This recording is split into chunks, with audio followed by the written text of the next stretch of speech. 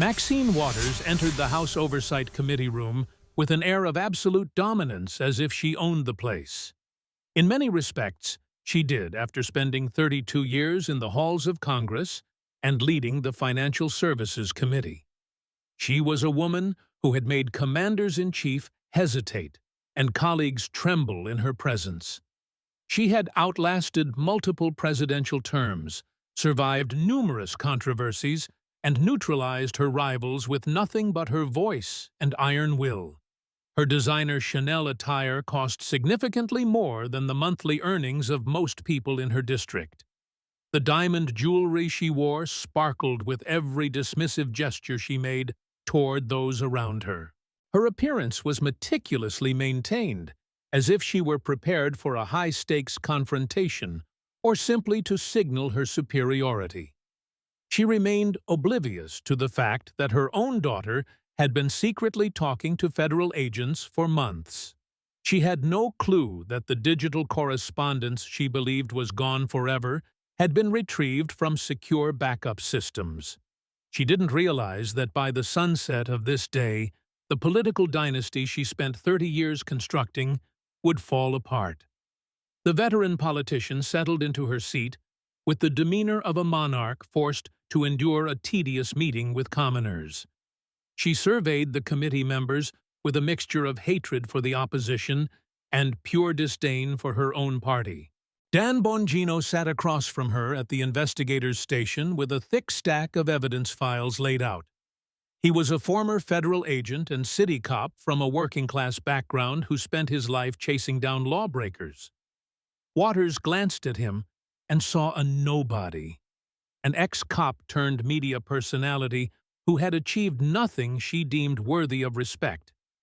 She was profoundly mistaken about the man sitting across from her and the evidence he held in his hands. "Let me be perfectly clear," Waters stated before anyone else had a chance to open their mouths in the room. Her voice resonated with the practiced weight of 3 decades of holding on to political power in the capital city. "I am appearing here under protest because this group lacks any legitimate right to interrogate a sitting member of Congress. My legally protected political movements are beyond the scope of this committee, and I will not be bullied today." Bongino didn't interrupt her, and instead opted to watch her performance with a quiet patience while he waited for his turn. "I have dedicated 32 years to this nation fighting for civil rights and economic fairness for the marginalized people Washington ignores. I refuse to be lectured by a former Secret Service employee who couldn't cut it in the world of real law enforcement." She adjusted her high-end eyewear and stared at him with a look of pure and unadulterated contempt for his presence. "I have stared down bigots, and I have stared down powerful presidents, so you are nothing but a minor nuisance to me." She let out a sharp laugh that carried a harsh tone and didn't sound the least bit pleasant to anyone listening. "Are we finished with this pathetic display because I have actual legislative work to attend to for my people today?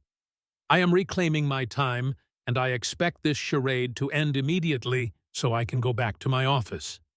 The room fell into a tense silence as everyone waited for a response from the man at the investigator's table. Bongino remained perfectly still with his hands folded as he watched her theatrical display with the calm of a professional. He had spent years guarding the most powerful leaders in the world from threats far more serious than an arrogant politician. When he finally decided to speak, his voice was measured and almost gentle in a way that felt incredibly dangerous. "Are you quite finished, Congresswoman? Because I have a lot of things we need to get through before you leave." "I am finished when I decide the time is up, and right now I am reclaiming my time for myself." No, that single word sliced through the atmosphere of the hearing room like a sharpened blade cutting through a thin fabric. You don't get to reclaim a single thing today, not your time, and certainly not your rapidly fading reputation or legacy. He pulled open the first folder because every single thing you have taken for 32 years belongs to the American people. Every dollar, and every favor and every bit of trust your voters gave you was actually intended for someone else's benefit. He held up a specific document and told her that today the people were finally going to take everything back from her.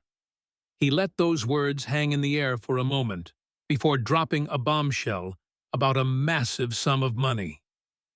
Your campaign has funneled over $1 million to your daughter, Karen, throughout your long career for vague mailer services. He placed the record down on the table to show that her campaign funds were essentially serving as a family bank account. Waters' eyes showed a brief flicker of concern, which was the first visible crack in her otherwise ironclad professional armor. And that is just the tip of the iceberg, because we haven't discussed the mansion or the bank scandals yet. I haven't even mentioned the $12 million your husband's business took in because of the phone calls you made for them. He flashed a smile that was devoid of any warmth or friendliness as he prepared to dismantle her entire career piece by piece.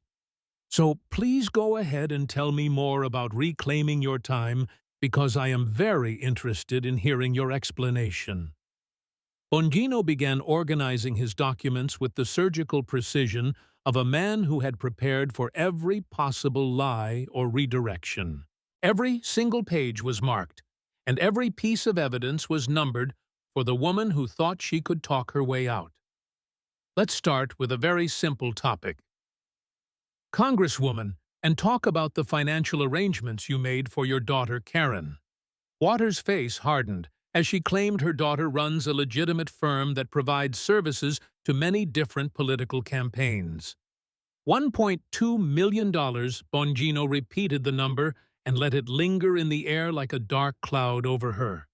That is the total amount your various committees have handed over to your own child for what you call slate mailer services. He produced payment records that stretched back over 20 years to show a consistent pattern of enriching her own immediate family. For the people watching at home who don't know what a slate mailer is, it is just a cheap piece of paper. It is a simple list of names that voters usually glance at for a second before tossing it directly into the trash can. He held up a physical example of a basic two-color flyer that represented the product her daughter was allegedly providing. The standard industry rate for creating and sending these out is usually only a few dollars per piece for a normal run. Your daughter, however, was charging upwards of $20 per piece, which is nearly 10 times the actual market value of the product. Waters leaned forward aggressively and claimed her daughter was providing premium targeted outreach that justified the astronomical and inflated costs. Bongino nodded slowly and suggested they take a closer look at what exactly those premium services actually entailed for the donor's money. He pulled out corporate filings for the company and revealed that the business had 0 employees other than the daughter herself. The official business address was just her private residence, and the only equipment on record was a basic home computer and printer. These so-called premium services were being run by one woman in a living room while charging 10 times the professional rate. That isn't a legitimate consulting business, Congresswoman, but rather a blatant money laundering operation that you have hidden behind a name. How dare you? Waters shouted as she slammed her hand onto the table in a desperate attempt to regain control of the room. My daughter has built a successful career, and I will not let you disparage her hard work with these baseless accusations today. Let me explain to you what an actual professional campaign firm looks like in the real world of politics and business. A real agency has a full staff of designers and analysts and data experts with actual office spaces and overhead costs. They have specialized software and a diverse list of clients that they serve across many different types of political races. Your daughter's company has none of those things because she has only one employee and only one client, which is you. This isn't a firm, but a direct pipeline from your campaign donors straight into your family's personal bank accounts for years. He pulled out more records showing that every major payment to the daughter happened right when she had a big personal expense. When the daughter needed a new car or a vacation property, the campaign suddenly needed hundreds of thousands in vague services. It works like clockwork, where the daughter needs cash, and the campaign suddenly finds a reason to send her a huge check. This isn't political spending, but a massive allowance paid for by people who thought they were donating to a worthy cause. Bongino then showed data proving that other major Democratic organizations paid a small fraction of what Waters was paying her daughter. The party leadership and other senators were paying $3 per piece, while Waters was handing over nearly $19 per piece. There is a very specific legal word for paying family members inflated rates for services that cost way less elsewhere. That word is fraud, and it is exactly what you have been doing throughout your entire tenure in the United States Congress. Waters began shouting about reclaiming her time again, but Bongino told her that for once she was going to have to listen. He showed how the payments to the daughter increased every single election cycle as the campaign budget grew larger over time. He then read an internal email from her campaign manager that explicitly stated Waters wanted to increase the daughter's pay for renovations. The email literally said to add $50,000 to the budget because the daughter needed money for her home projects. Your daughter's home was renovated using money from small donors, like teachers and nurses, who believed you were fighting for them. He showed a photo of an elderly woman named Rosa, who cleaned houses for $15 an hour and donated monthly.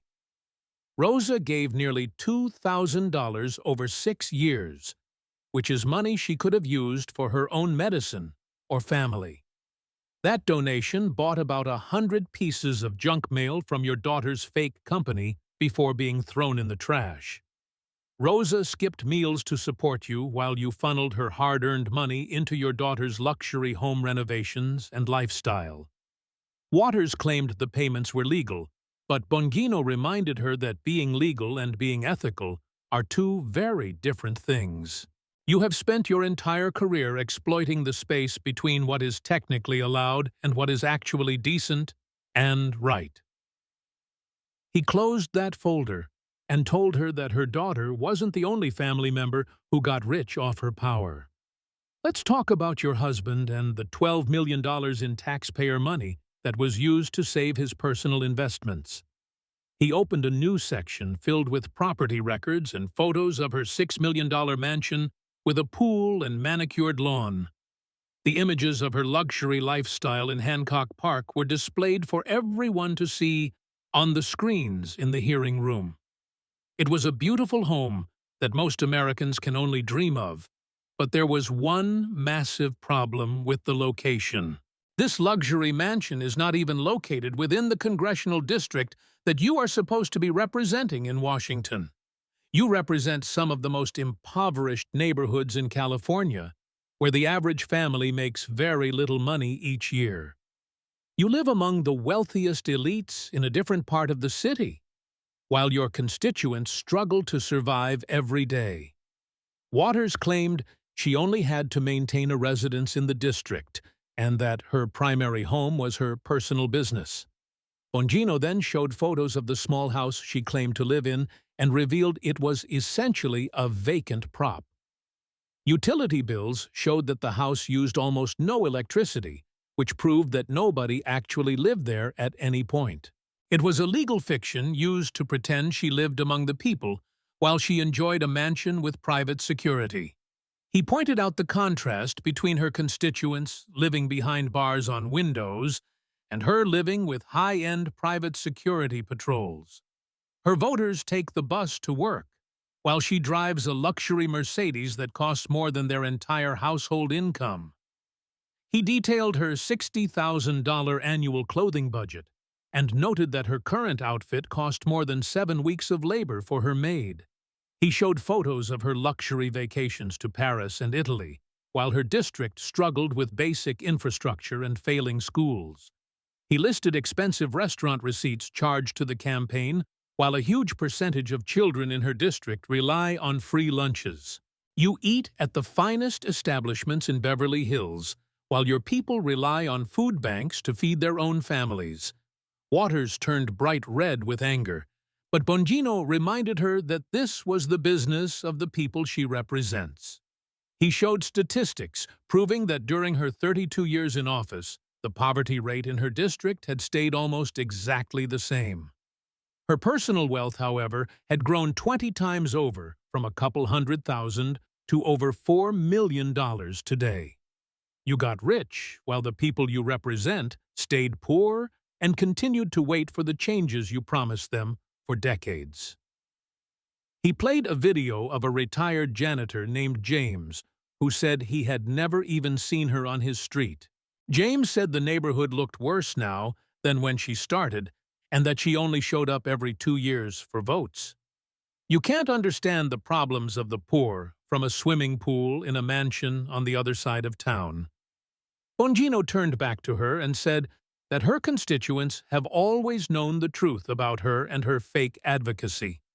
He then moved to the most serious case of corruption involving her husband's bank during the 2008 financial crisis. While the country was in a panic, she made a special request for a meeting specifically about one United Bank. She didn't call about minority-owned banks in general, but focused only on the one where her husband held a large amount of stock.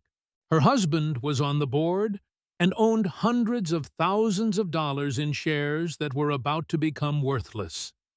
She used her powerful position to arrange a meeting that resulted in the bank receiving $12 million in taxpayer funds. That phone call saved her husband's investment and ensured that her family wouldn't lose nearly $400,000 in the crash. She claimed she was advocating for minority institutions, but the timing of her husband's resignation proved it was a personal bailout.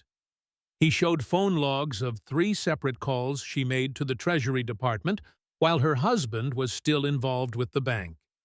Even the Ethics Committee expressed serious concerns about her failure to disclose her family's financial interest in the matter at the time.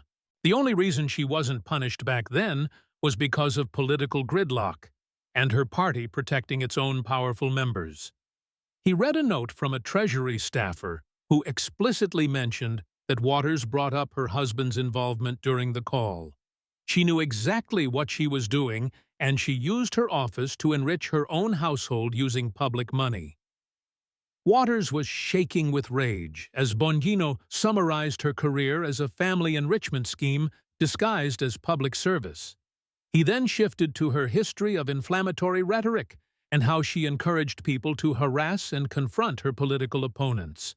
He read her famous speech telling people to create crowds and push back on cabinet members at restaurants and gas stations. He then showed news reports of people doing exactly what she said and harassing officials until they were forced to leave. Waters claimed she was talking about peaceful protest, but the dictionary definition of incitement matched her actions perfectly. He listed years of her comments, including threats to take out opponents and encouraging people to get more confrontational during trials. You stoke anger and encourage conflict, while you sit safely in your mansion behind your high-priced private security detail. He noted that she had spent nearly $1 million on her own protection while calling for the defunding of local police. Safety for me, but not for thee, is the fundamental philosophy that has guided your entire political career in Washington. He compared her comments to the ones used to impeach others and noted that the only difference was the political protection she enjoyed. Your daughter isn't protecting you anymore, and she has provided all the evidence we need to prove your corruption and greed. Waters went pale as he revealed that her own child had been cooperating with the FBI for the last 4 months. The daughter provided emails and bank records showing that Waters personally directed the inflated payments to her own family. She decided that a prison sentence wasn't worth protecting her mother, and she told the investigators every single detail they wanted.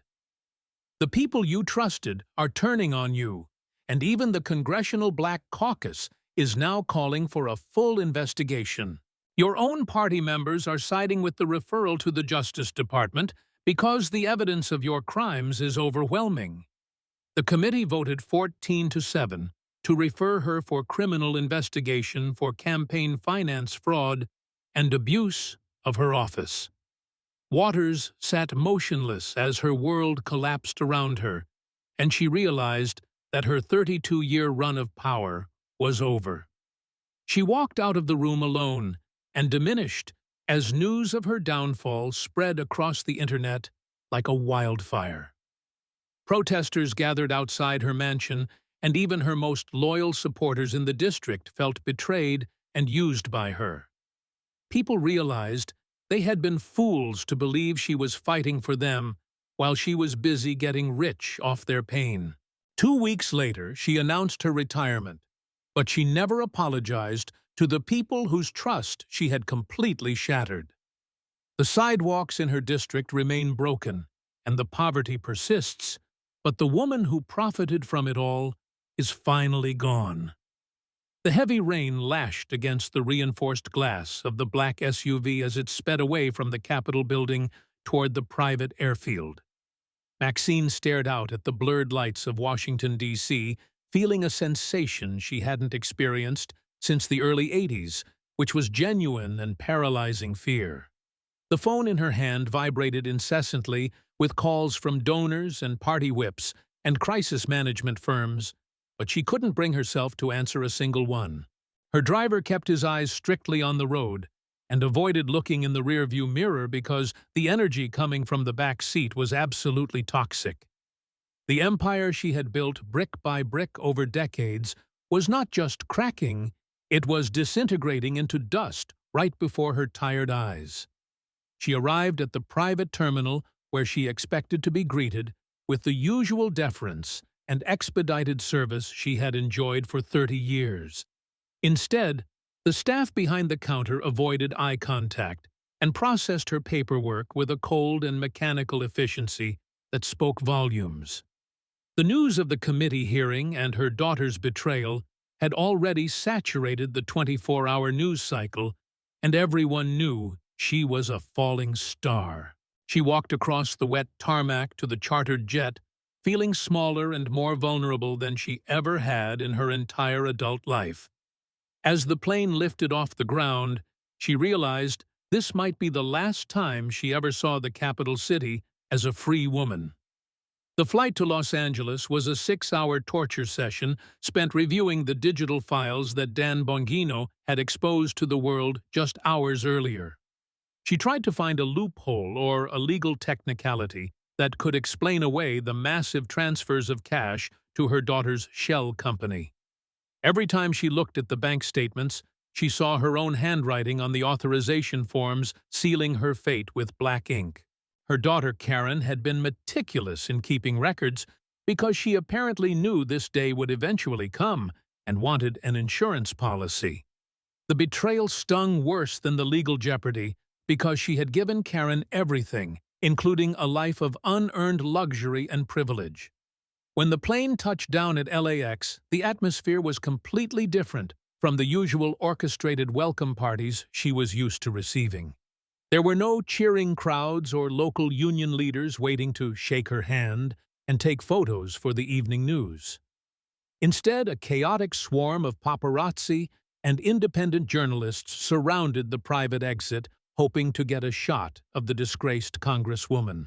They shouted questions about the indictment and her daughter's testimony while blinding her with a relentless barrage of camera flashes. Her security detail had to physically shove microphones away just to get her into the waiting sedan without being swarmed by the mob.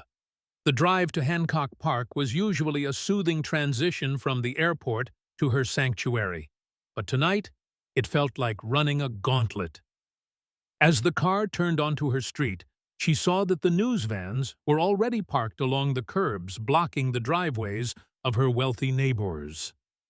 Protesters who had watched the hearing online were holding signs that demanded she pay back every cent she stole from the district.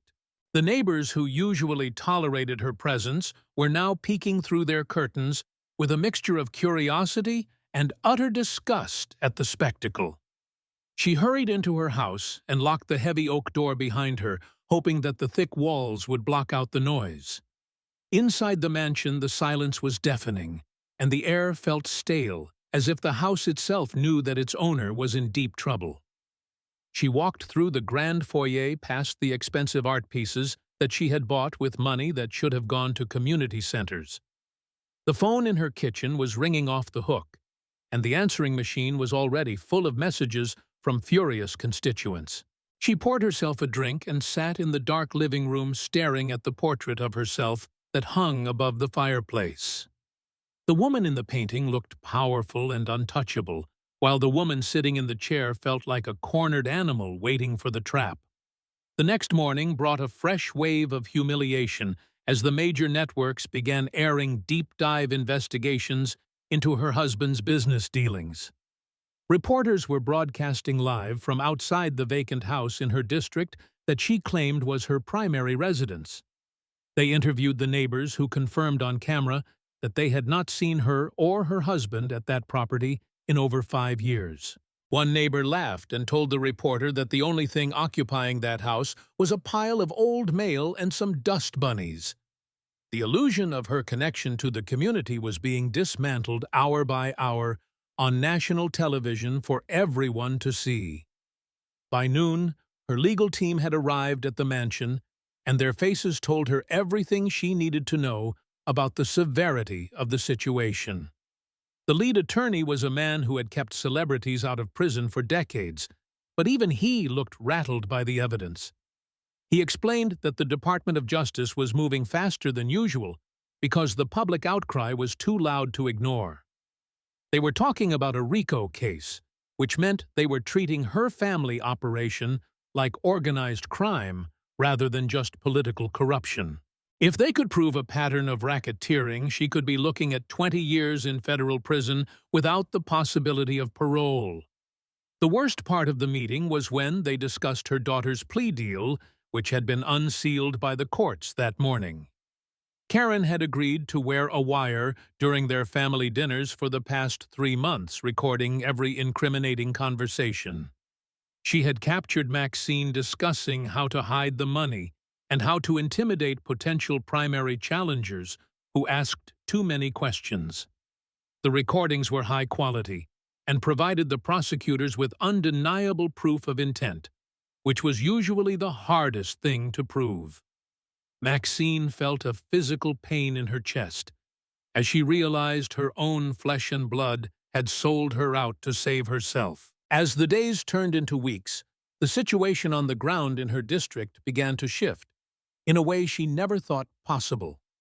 The local pastors who had supported her for decades began to distance themselves from her toxic brand to protect their own reputations.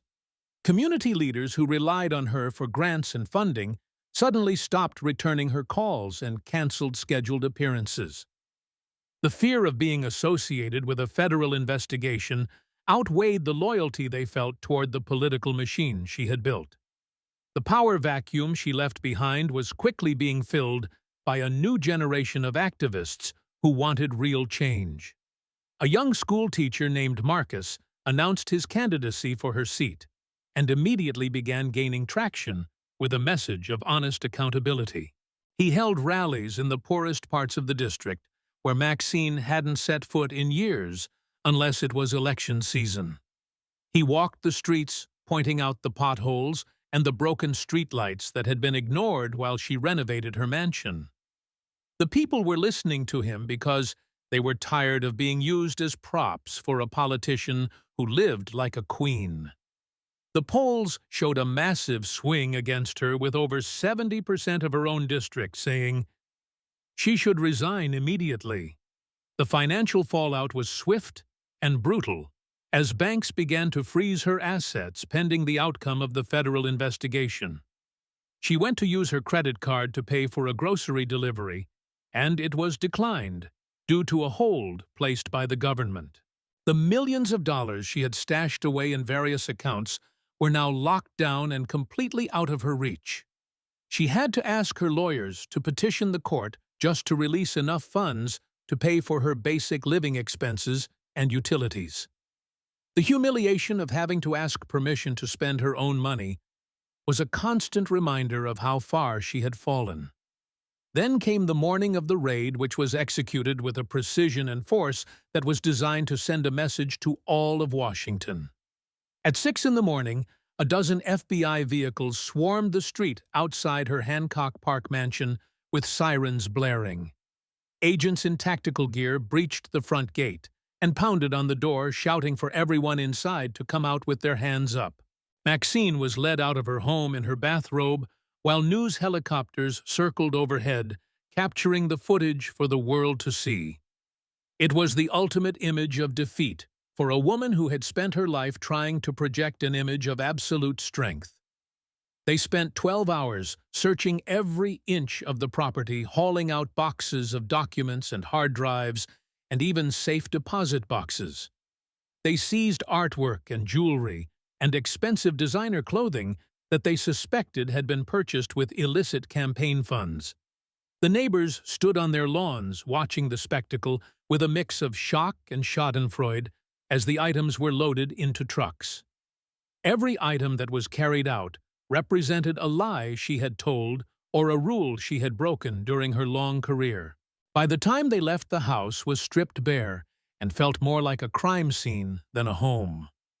The indictment was formally announced 3 days later, and it contained 47 counts of wire fraud and money laundering and perjury. The sheer volume of the charges was overwhelming, and the evidence attached to the filing was incredibly detailed and damning. The prosecutors laid out a scheme that had extracted over $5 million from the district over a 10-year period. They showed how money meant for housing assistance and scholarship funds had been diverted to pay for luxury vacations and cars. The public reading of the indictment was the final nail in the coffin of her political career. Her political party, which had protected her for years, finally cut ties and issued a statement condemning her actions in the strongest terms. They stripped her of all committee assignments and urged her to resign from Congress to avoid the embarrassment of expulsion.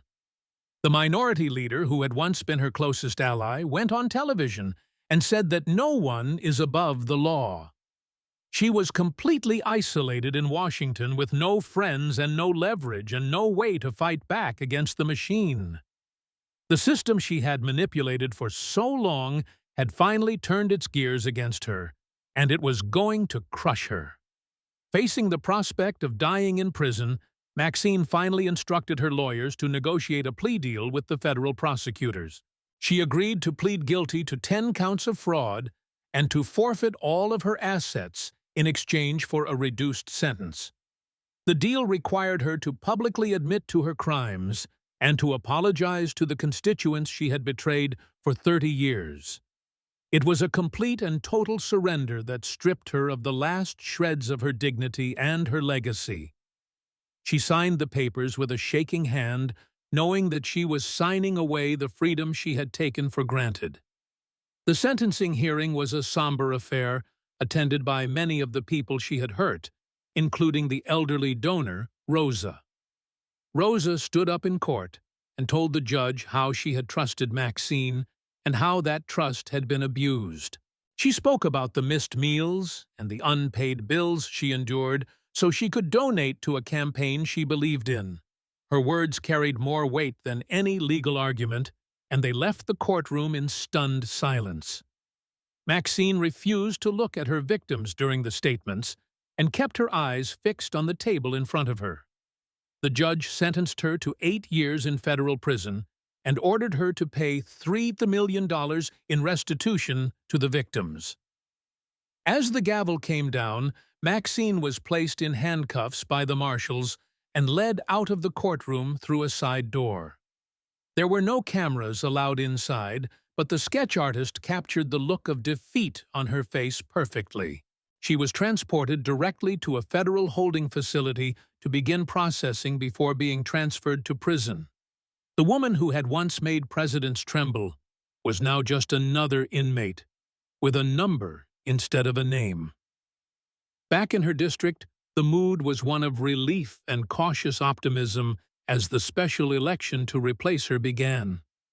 The residents felt like a dark cloud had been lifted from their neighborhoods, and they were ready for a fresh start.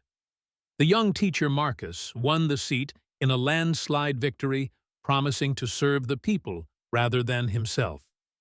He turned Maxine's old district office into a community center where residents could get help with housing and employment.